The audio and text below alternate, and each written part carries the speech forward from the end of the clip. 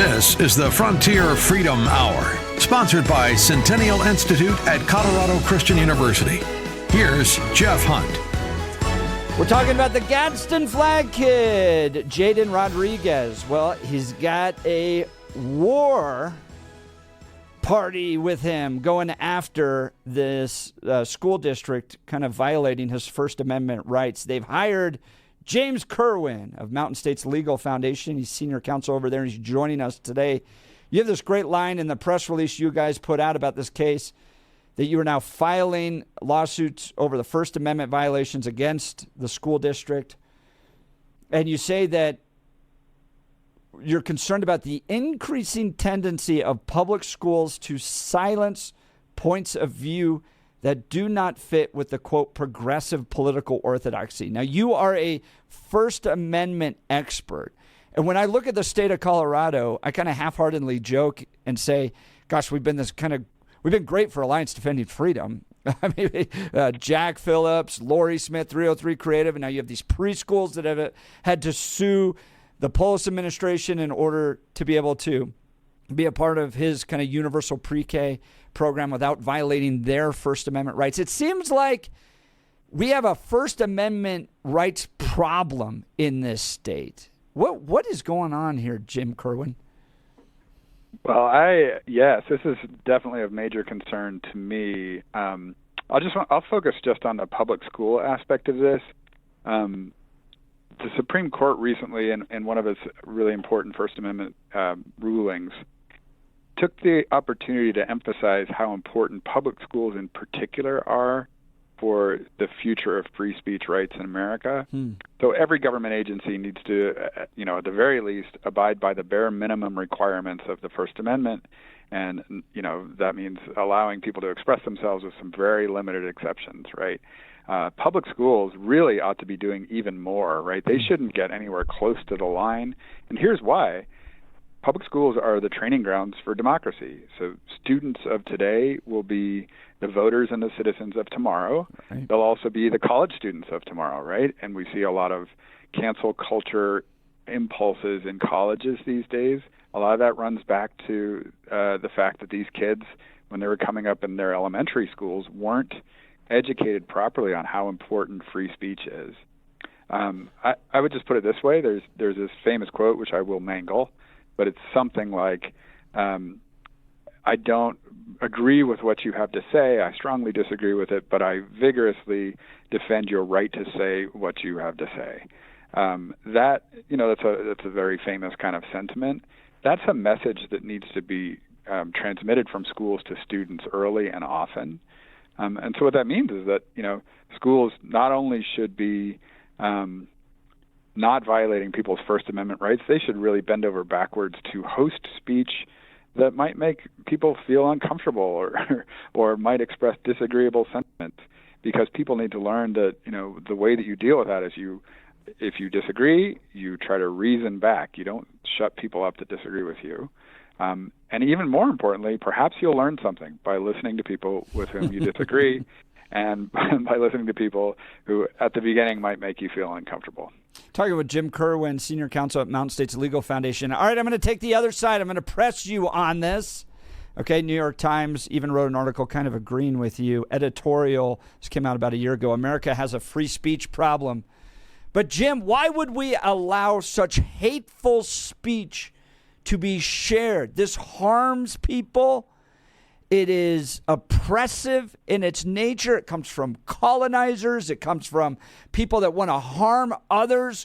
And we have a duty to stand up for the oppressed and push back against this language that could harm other people. What's your response to that line of argument?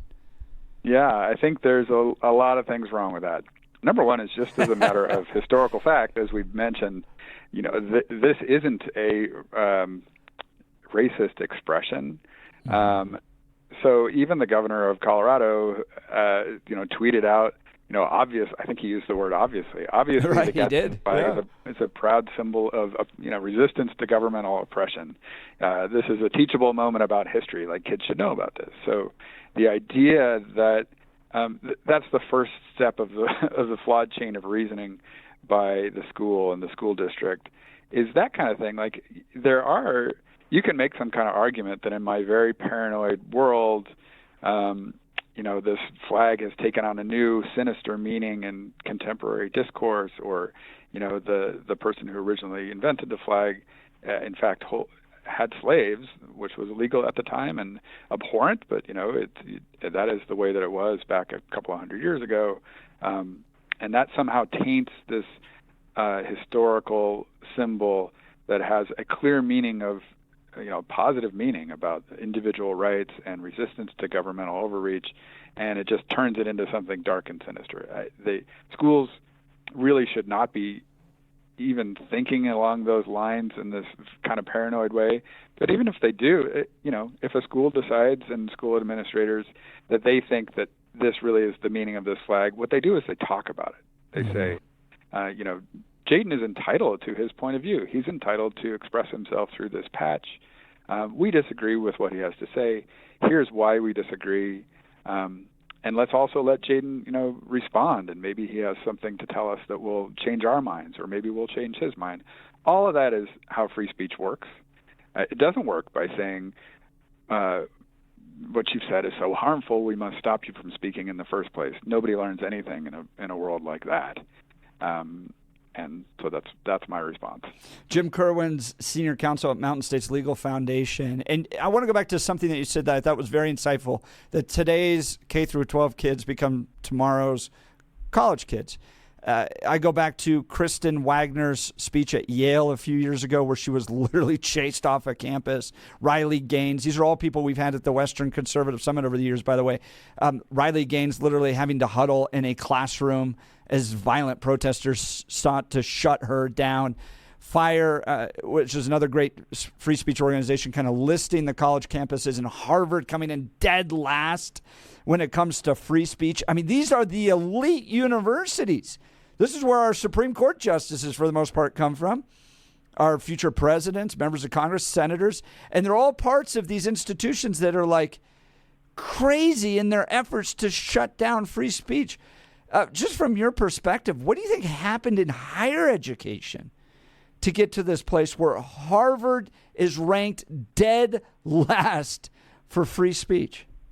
Yeah, I mean, I'm no expert on intellectual history. There's certainly, the broad sweep of postmodernism making its way through universities, and that sort of morphed in certain instances into critical race theory and things like that.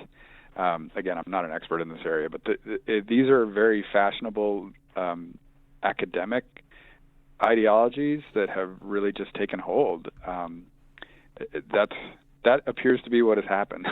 It's just that once the ball kind of got rolling, and part of the project of these ideologies in higher education is to shut down the speech of professors, right? So like middle centrist professors, conservative professors, anybody with a different point of view, they were kind of the first to start being silenced. And many of them are still like losing their jobs. You mentioned FIRE, which is an amazing organization.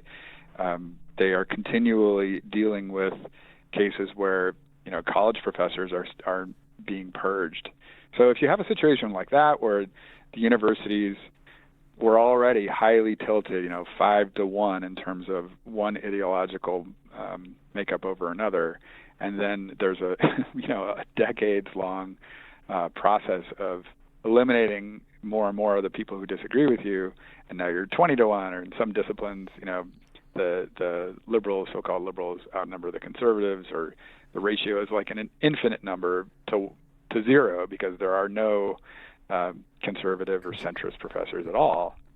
Anyway, so if that's the environment that people are going to, it builds on itself.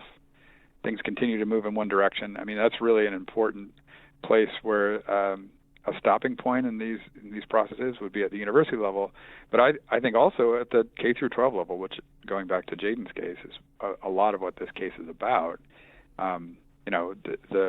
The school and the school district should be demonstrating to the other kids at the Vanguard school what I've already talked about, that this ethic that even if I don't think anybody should feel offended by the Gadsden flag, but even if I did, the right response is to talk about it, not to like shut him up.